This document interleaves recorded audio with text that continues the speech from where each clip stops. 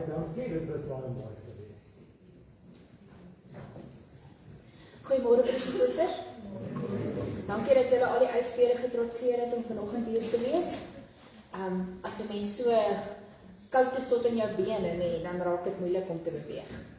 Goed, broers en susters, laat ek net by die liturgie so vir 'n oomblik stil staan. Na ons toetree by ons foto en ons seëngroet, gaan julle vanoggend deel wees van die foto met die seëngroet. Daar gaan 3 skyfies wees en julle sal sien die laaste reël sê elke keer gemeente en dan praat julle saam. Dis Vader prys die naam, Jesus ons prys die naam, Trooster ons prys die naam.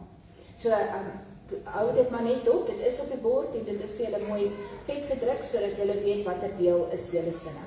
En dan is die erediens min meer verder redelik eenvoudig. Ek het net gedink, aangesien ons nou verlede week 'n besondere erediens gehad het met 'n doop en ons so 'n bietjie die 3-eenheid Sondag gemis het, dat ek vandag net so 'n bietjie die 3-eenheid Sondag inwerk en daarom sal julle sien is alles min of meer rondom die 3-eenheid. Die liedere wat ons sing en dan ook die seëngroet gaan so werk vanoggend. Goed, laat ek gou by die verjaarsdag kom. Ek wil net seker maak dat ek almal hier het. Ek is nou so bly ek het jou raak gesien toe jy instap vol, want jy verjaar môre. Ons hoop dat dit vir jou baie mooi jaar sal wees met jou. Goed, kom ons kyk gou Dirko verjaar donderdag. Hartlik geluk Dirko. Ons hoop dit is vir jou ook 'n baie mooi jaar en dat hierdie jaar vir jou goed sal afloop. Nee, wille jaar vir jou. Goed, kom ons kyk gou Ralf. Waar sit jy? Ralf sit hier. Ek kyk vir hom en kyk kom is. Ralf, hartlik geluk. Ons hoop dit is vir jou ook 'n baie mooi jaar vir. En dan ek wie vir jou ook. en nog so 'n bietjie. Dat ek nou net uitkom by hom. Dan kom tog net vir jou gee ook, nee. Groot te sien. En dan, ek weet ons het verlede week, of Christie het ons jou geluk gewens, maar hier is jou kaartjie. So laat ek hom vir jou gee. Goed, is daar enigiemand anders wat ek nou nie raak gesien het vanoggend nie, wat hier is en verjaar?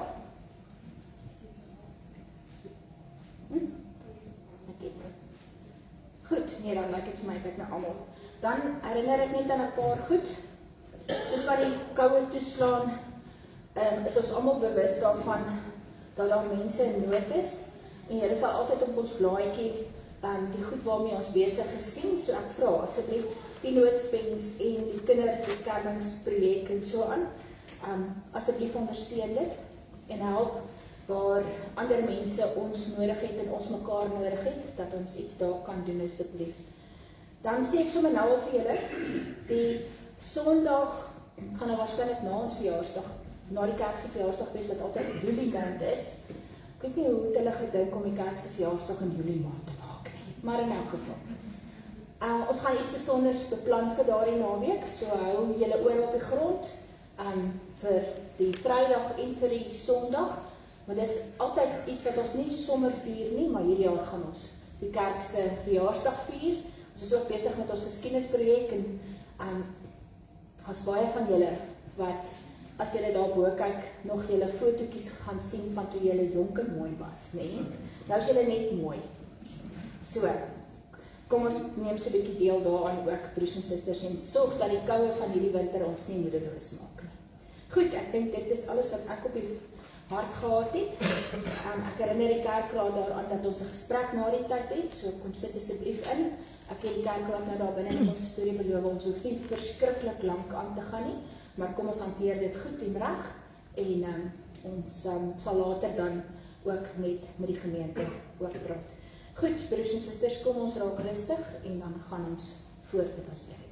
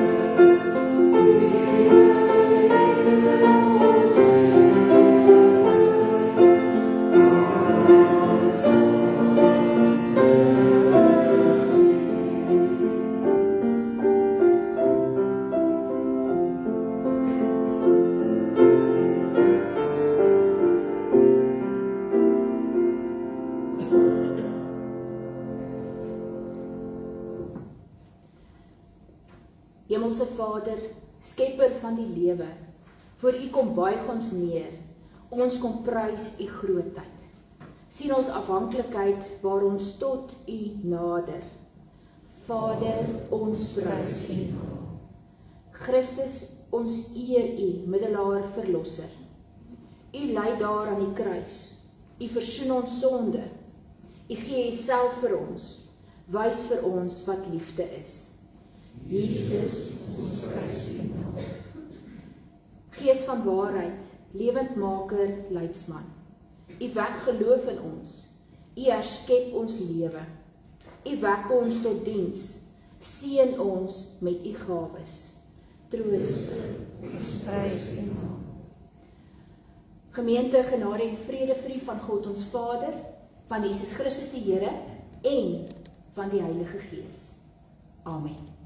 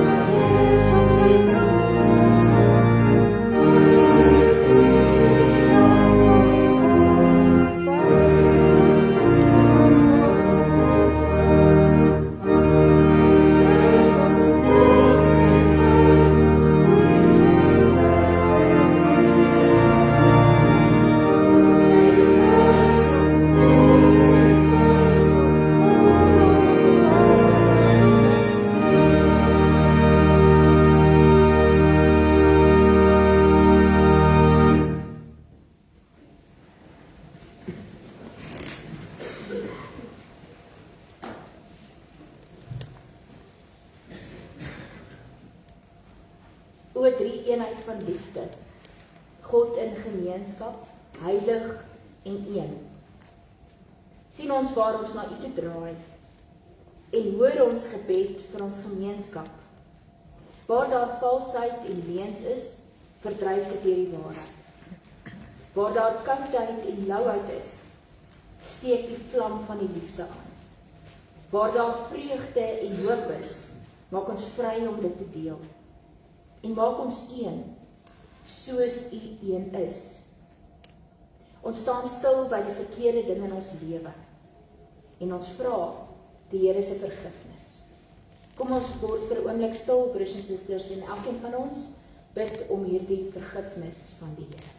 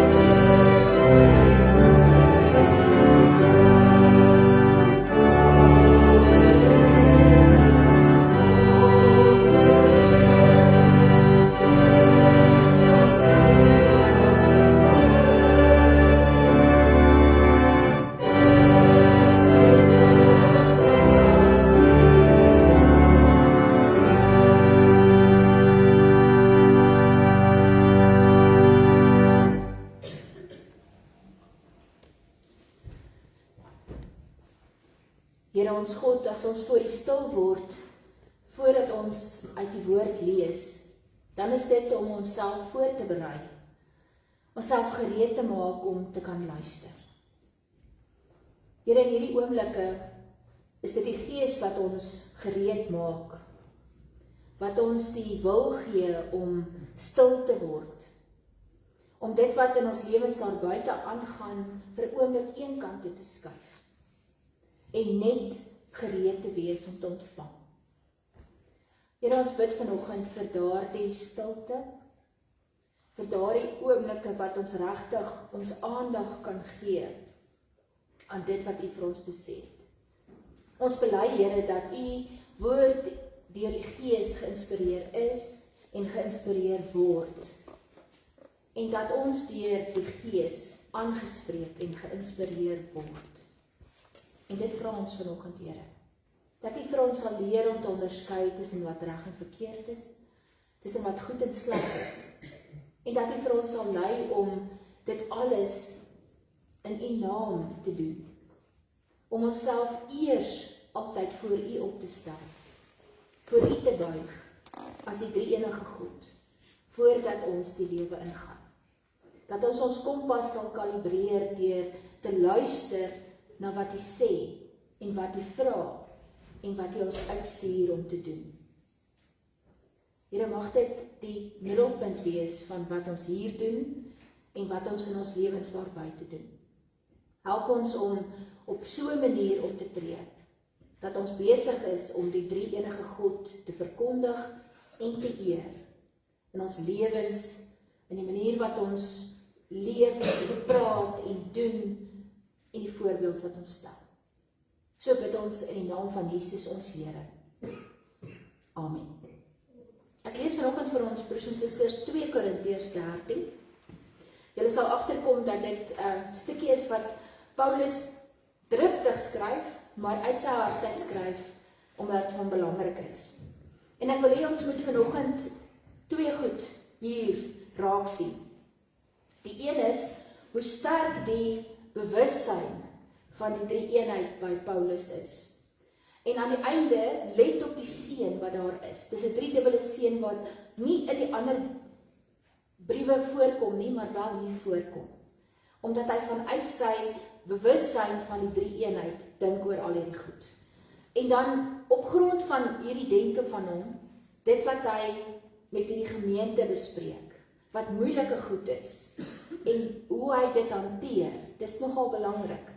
Ek dink uiteindelik moet ons vanoggend hier wegstap en vir onsself sê, op grond van hoe Paulus gedink het oor die drie-eenheid en hoe hy dit laat oorspoel het in sy gedagtes rondom mense wat van hom verskil en probleme wat daar was in Korinthe, hoe hy hierdie goed hanteer het. En ek dink dit is nogal belangrik dat ons so 'n bietjie vir onsself raak sien en vir onsself so 'n bietjie die pad vorentoe uitlê in terme van wat maak ek vanuit my bewussyn van God drie-enig in my lewe met al die goed wat oor my pad kom. So kom ons lees dan nou die slotgedeelte van 2 Korintiërs 13. Dit is nou die 3de keer dat ek na julle toe kom. Deur die getuienis van 2 of 3 getuies moet elke saak bewys word, sê die skrif. Aan die wat vroeër gesondig het, en al die ander het ek voorheen toe ek by julle was gesê, en ek sê dit nou weer vooruit, terwyl ek nie by julle is nie. As ek nou weer na julle toe kom, sal ek niks en niemand ontsien nie. Julle soek mos 'n bewys dat Christus deur my praat. Hy tree nie swak op teenoor julle nie, maar bewys sy krag onder julle. Want al is hy gekruisig in die swakheid van 'n mens, hy leef uit die krag van God. En in hom is ons ook swak, maar saam met ons sal ons uit die krag van God lewe. Dit sal julle sien. Stel julle self op 'n proef en ondersoek julle self of julle in geloof lewe. Besef julle dan nie self dat Christus Jesus in julle is nie? So nie, het julle nie die toets deurstaan nie. Ek hoop dan dat julle weet dat ons wel die toets deurstaan het. Ons bid God dat julle niks verkeerd doen nie. Dit bid ons nie as bewys dat dit as bewys moet dien dat ons die toets deurstaan het nie. Ons wil hê dat julle die goeie doen, selfs al sou dit lyk asof ons die toets nie deurstaan het nie. Ons mag niks teen die waarheid van God nie, maar wel alles vir die waarheid. Ons is dus bly as ons swak is, as julle maar sterk is. Ons bid ook vir julle geestelike volwassenheid. Daarom skryf ek hierdie dinge terwyl ek nog van julle al weg is. Want wanneer ek kom, wil ek nie met die gesag van die Heer, wat die Here aan my gegee het, streng teen julle optree nie. Met die gesag moet ek ophou, nie afbreek nie. Verder broers, streef na die geestelike volwassenheid. Aanvaar vermaning, wees eengesind, leef in vrede. En die God van liefde en vrede sal by julle wees. Groet mekaar met die soen van Christelike broederskap. Almal wat aan die Here behoort, stuur vir julle groete. Die genade van die Here Jesus Christus en die liefde van God en die gemeenskap van die Heilige Gees sal by julle almal wees. Ons lees vanoggend tot sover, broers en susters. Gelukkig is elkeen wat luister na hierdie en daaruit gaan leef. As Paulus met hierdie mense praat, dan moet ons die agtergrond van hierdie mense baie mooi verstaan. Korinthe was 'n wêreldklas stad. Korinthe was in terme van die militêre voorop. Daar was 'n groot klomp Romeinse soldate wat in aktiewe diens was, maar ook wat afgetree was, wat in Korinthe gebly het. Korinthe was 'n handelsstad. Met ander woorde, die paaie het deur Korinthe gegaan en daar's baie handel gedryf in hierdie stad. Daar was 'n kosmos van mense, 'n verskeidenheid van mense wat hulle self in hierdie stad gevestig het. En dan kan 'n mens dink met dit saam al die verskillende afgode, verskillende maniere, kulture wat in een stad bymekaar gekom het. Daar was voldoende hulpbronne sodat daar allerlei goed vervaardig is in Korinthe. Dis hoekom 'n mens kan sê dit was regtig van die eerste eeu 'n wêreldklas stad. Groot stad met baie mense. En hierdie klein groepie mense wat in hierdie stad op grond van dit wat Paulus daar kom vestig het, gemeente geword het. En hulle voel hulle pad. Daar is nie 'n template wat neergesit is wat sê, so moet julle lyk en so moet julle doen nie. Daar was nie 'n ander voorbeeld nie. Korinthe was een van die eerste voorbeelde. So hierdie mense het regtig maar gesoek en aangepas en probeer luister na die evangelie en probeer luister na Paulus se raad. Maar mense moet verstaan dat ook in hierdie klein groepie was daai verskriklike verskillendheid en verskeidenheid was teenwoordig. So jy het Jode gehad, jy het heidene gehad uit verskillende afkomste, verskillende kulture. En vir hulle is gevra, kom by mekaar. Wees 'n liefdesgemeenskap. En ons kan verstaan hoe uitdagend dit was. Dit was 'n worsteling vir die Jode om weg te stap van hulle wettiese godsdiens. Dit was 'n worsteling vir die heidene om weg te stap van al die gebruike wat hulle geken het. En eintlik hier nuwe gebruike te vestig. 'n Nuwe manier van lewe op grond van dit wat hulle verstaan het uit die evangelie. En nou weet ons dat daar ook maar 'n koppestamp was. Dat hierdie verskillende kulture gebots het met mekaar. En dat daar vrae was oor, hoe doen ons nou sekere goed? Hoe dink ons oor ouerskap? Hoe dink ons oor die huwelik? Hoe hanteer ons die nagmaal? Wat is hierdie gemeente regtig? Hoe lyk ons? Wat is die gawes wat ons hier moet gebruik? En dit alles, en dit wat verlede week vir my so mooi was, dat die liefde is uiteindelik die ding wat hierdie mense bymekaar gebring het. En hierdie liefde is dit wat hierdie warboel 'n eenheid maak en hulle laat werk. So Paulus het geweet toe hy hierdie gemeente stig dat hier 'n groot diversiteit is en dat dit nie so eenvoudig is om hierdie mense saam te bind nie. En mense kan die moeite sien wat hy gedoen het om gedurig by hulle uit te kom, maar ook in gesprek met hulle te wees via briewe, om vir hulle raad te gee as daar navrae was, as daar probleme was. En ons weet ook dat hulle in faksies uitgebreek het, né?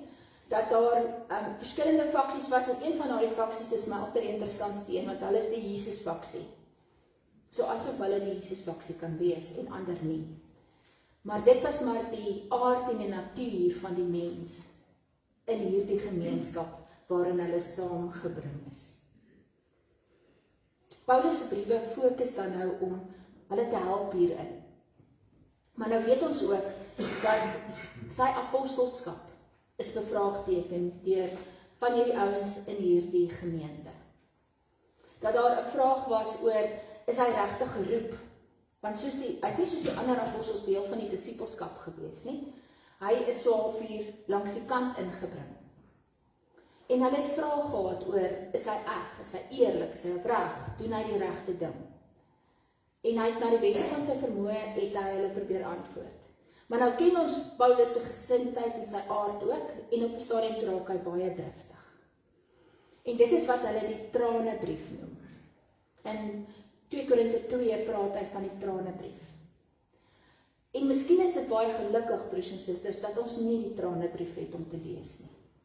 Want die tranebrief het ons dalk ook tot trane gedryf, as ons sou sien wat hy alles daar vir hulle geskryf het.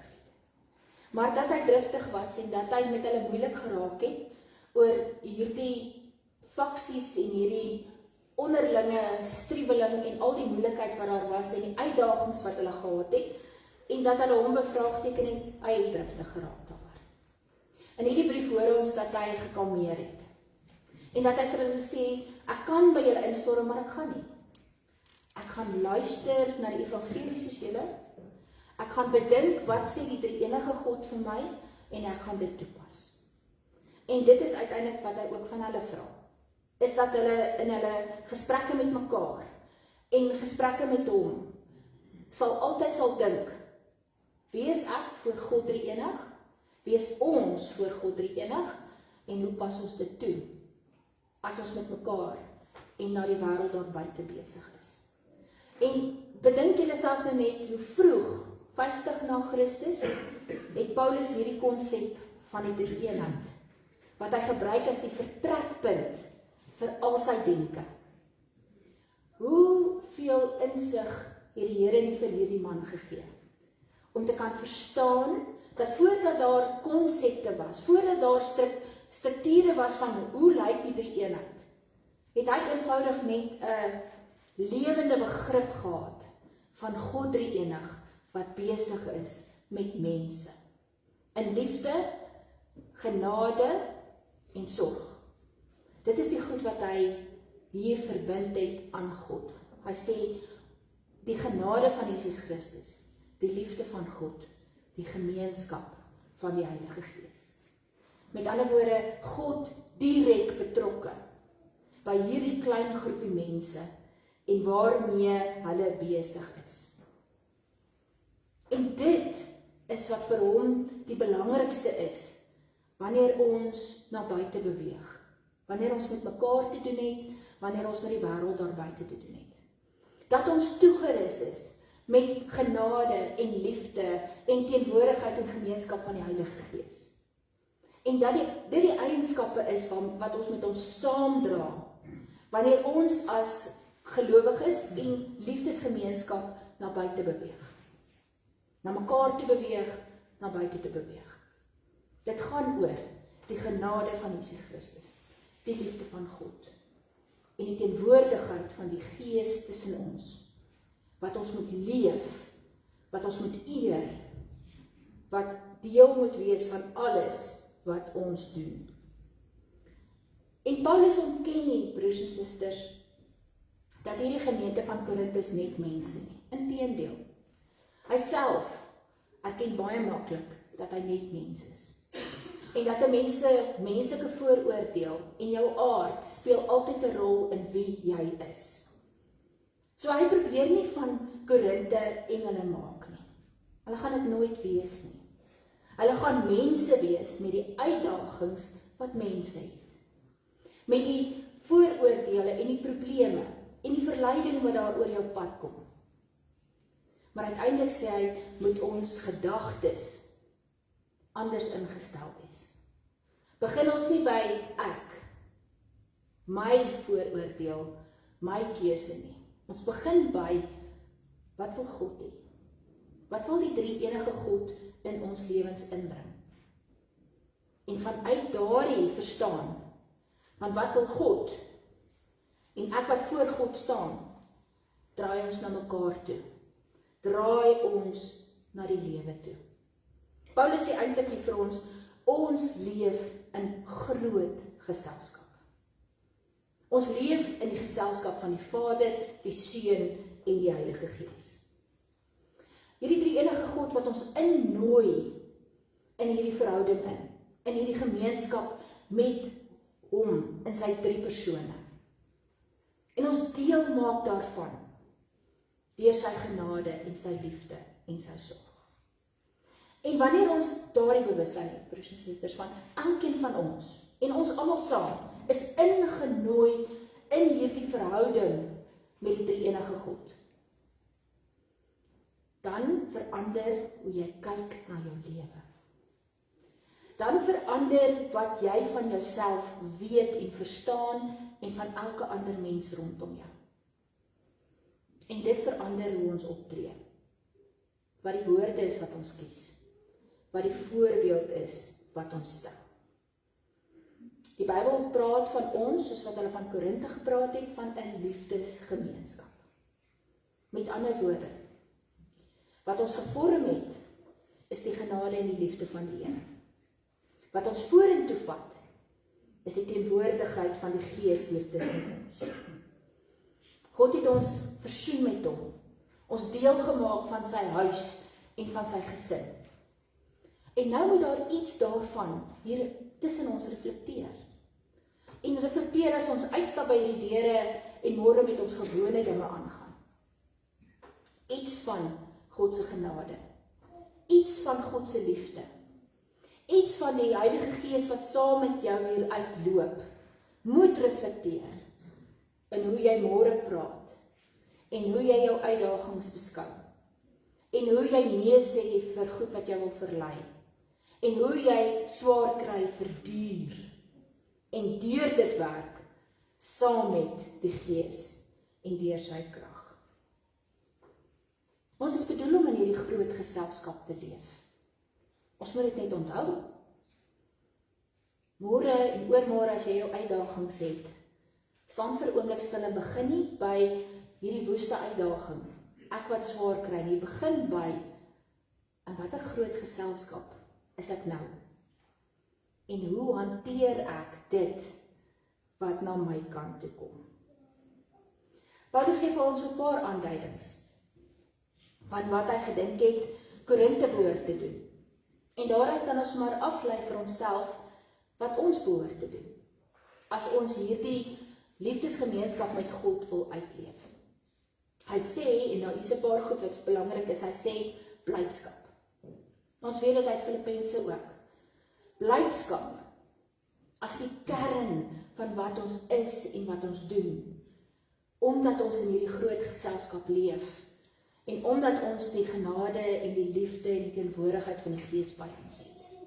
Ons mag dit nooit vergeet nie, broers en susters. Ons kan nie daar buite gaan leef as suurpruime, wat nie 'n rede het tot blydskap nie, wat altyd kla en probleme soek nie. Dan trek ons 'n streep deur die rede waarom ons leef. Ons het genoeg rede om bly te wees en op 'n blymoedige manier te gaan leef. Paulus sê ook vir hulle dat hulle en ons geestelik volwasse moet optree. Met ander woorde, hy sê vir hulle, bedink wie julle is en wat julle doen, nie vanuit julleself nie, maar uit julle verbintenis met die drie-eenheid en wat dit in julle lewens beteken. En dan vra hy vir hulle, tree in geloof op, wees eensgesind, respekteer mekaar, jaag vrede na, die goed wat ons weet, broers en susters, die goed wat ons veronderstel is om te wees, en hy herinner ons net oor en oor daaraan. Die bedoeling is, soos wat ons in die groot geselskap leef, moet ons gesonde verhoudinge met mekaar hê. Verhoudinge waarin ons met mekaar kan praat, waar ons mekaar kan respekteer, waar ons mekaar kan opbou. En dit geld nie net vir 'n liefdesgemeenskap nie, dit geld vir gesinne, dit geld vir families, dit geld vir vriendekringe, vir 'n gemeenskap daar buite, selfs vir die vreemdeling wat oor 'n mens se pad kom. Dat jy kies om op hierdie volwasse, respekvolle manier op te tree en ander mense te behandel. En dan sê Paulus 'n baie belangrike ding. En hy sê vir ons gaan getoets word. Ons verhoudinge, ons gemeenskap, hierdie een, ons verhoudinge na buite, Ons eie geloofssysteem binne in jou gaan getoets word. Dit is 'n gegewene, sê Paulus. En ek wil hê, Jaco, sit vir my daar een prentjie op, want ek wil daai smeltkroes hê. Daai smeltkroes is hoe Paulus sien ons getoets gaan word. Want die Griekse woord wat hier gebruik word, dokimazo, sê vir jou, dit is bedoel en is verbind aan antieke metallurgie, waar metale getoets is om te kyk of hulle eg is en of hulle vermenging van metale is. Met ander woorde, getoets, is dit goud of is dit vals goud?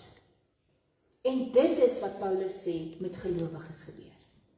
Dat ons getoets sal word, dat ons geloof getoets gaan word, om te sien of dit waar of vals is. Of dit iets is wat jy net met jou mond na sê, en of dit iets is wat jy werklik glo, wat in jou wese deel is van jou identiteit. En hy sê, die uitdagings van die lewe, die swaar kry van die lewe, die verleiding wat oor jou pad kom, is alles deel hiervan, sodat jou geloof getoets kan word en jou geloof kan verdiep. En broers en susters, gaan vra maar vir enige mens, vra vir jouself, vra vir mekaar, watter tyd in jou lewe is die tyd waar jou geloof verdiep het? Dan is dit nie die tyd waar dit met jou goed gegaan het en dit maklik was nie. Geloof verdiep as dit getoets word, as ons swaar kry, as ons nie die antwoorde het nie, as ons nie die krag het nie, as ons nie weet hoe die toekoms lyk nie. Dis wanneer jou geloof getoets en gesuiwer word, sodat jy daarop kan staan en daaruit kan leef.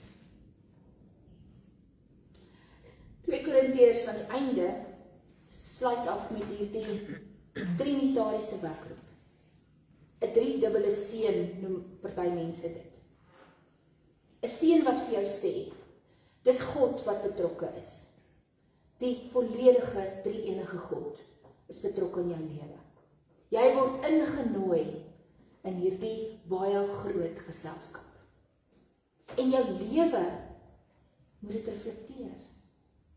Jou lewe moet getuig van hierdie verbinding met God.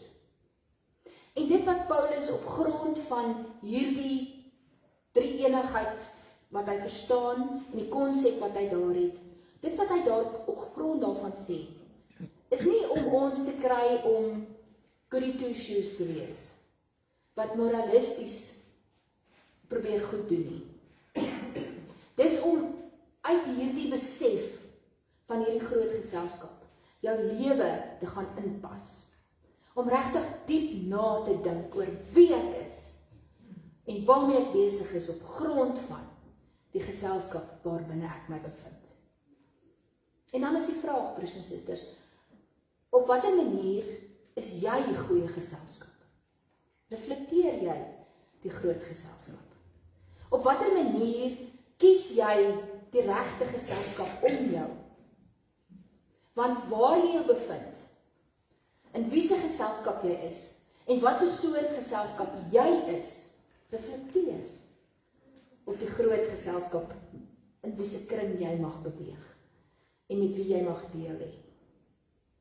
Uiteindelik moet ons hele bestaan gebou wees op hierdie besef, hierdie belewenis van die drie-enige God in ons teenwoordigheid. En waar die drie-enige God vir ons simboliseer, dat ons die genade het, dat ons die liefde ontvang, dat ons deel het aan die Heilige Gees, moet dit oor jou lewe geskryf wees. Kan dit nie anders nie. So dit is besonder as Paulus hierdie brief eindig nie net met die gewone genade van God vir julle nie, maar dat hy dit eindig met die liefde van God, die genade van Jesus Christus, die gemeenskap van die Heilige Gees. Sodat ons kan besef voor wie ons staan en wat ons alles ontvang het. En wat 'n seën dit is om voor hierdie God en in hierdie geselskap te leef. Gaan bedink wat dit vir jou beteken dat God jou so seën. Dat hy so betrokke is by elkeen van ons, by ons almal en in hierdie wêreld. Wat beteken dit as God vir jou sê, ek gee my genade vir jou. Ek stort my liefde oor jou uit. Ek stuur my gees saam met jou. Wat wil ons meer hê, broers en susters? Wat maak dit vir ons duideliker wie ons is, en hoe kosbaar ons is, en hoe belangrik ons vir God is? En waarom sal ons daarmee speel? Waarom sal ons partymal 'n streep daardeur trek? Waarom sal ons nie elke dag op grond van hierdie gaan leef nie? Ons moet ons eie selfsug en ons eie geregtigheid en ek wil in die middel wees een kant toe skuif. Want dit is wat God se seën vir ons beteken. As ons God in die middelpunt plaas, word ons geseën met dit wat ons nie eers vir ander kan beskryf nie. Kry ons 'n lewe wat meer is as wat ons ooit kan bedink. Maar ons moet dit net leef.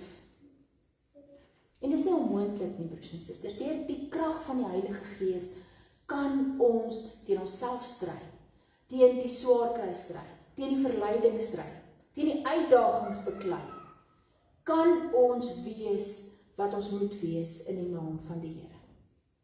So die Here stuur ons vandag uit hierdie kerkgebou uit met die belofte van sy genade en sy liefde en sy gemeenskap. En ons, met alles wat ons het, die gawes van die Gees wat self by ons is, wat ons in staat stel om vrug te dra. Al hierdie baie mooi beelde wat ons in die Bybel het van wie ons is en waarmee ons behoort besig te wees. Kom ons gaan hieruit en ons gaan leef in die teenwoordigheid van die groot geselskap.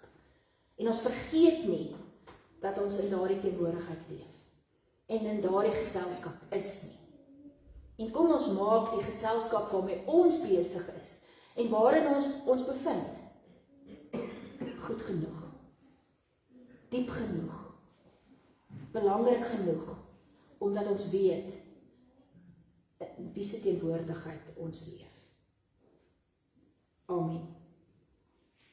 Kom ons sluit ons oë in dankgebed. Here ons God, soos wat ons hier by mekaar is, besef ons, Here, dat U vir ons oneindig baie gee. Dat aardse goed regtig nie saak maak wanneer ons voor U staan nie. Want dit waaraan ons ryk is besonders.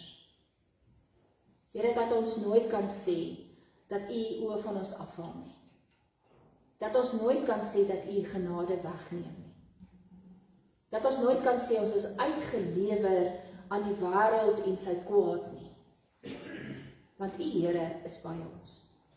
En U sorg vir ons op al die maniere moontlik. Here, is ons toe, gee vir ons alles wat ons nodig het, Here. En help ons op die pad om te groei en te verdiep en beter insig te hê. En dit is ver belangriker as enige aardse materiële dinge. En ons vra, Here, dat U vir ons in hierdie proses sal bystaan. Dat U ons sal laat groei en verdiep en verander om te kan getuig wie U is en waarom ons hier is. Here, ons bid vir ons gemeente, dat U vir ons die pad vorentoe sal oopsluit. Dat U vir ons sal wys wat is die beste pad om te loop. Ons vra, Here, vir wysheid en vir insig en vir sorg.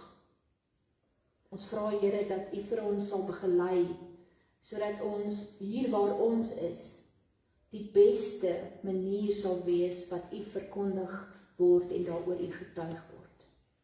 Here, maak ons harte oop.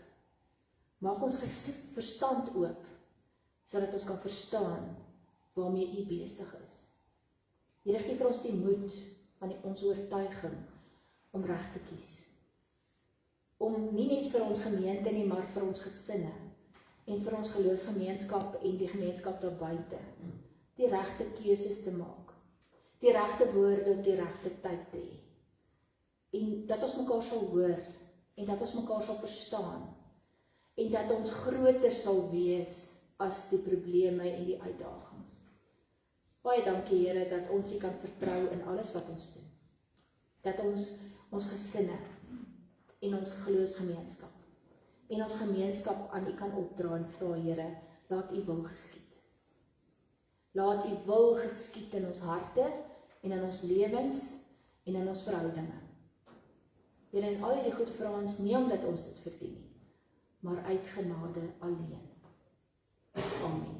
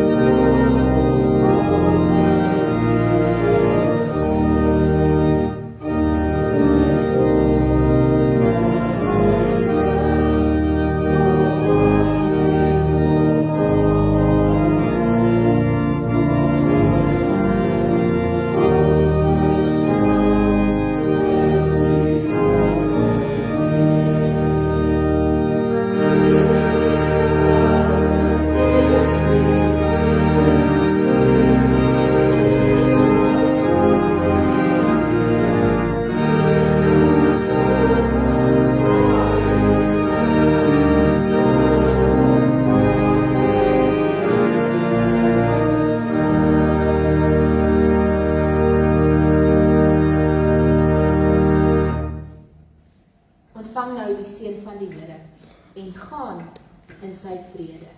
Die genade van ons Here Jesus Christus, die liefde van God en die gemeenskap van die Heilige Gees sal by ons almal wees. Amen.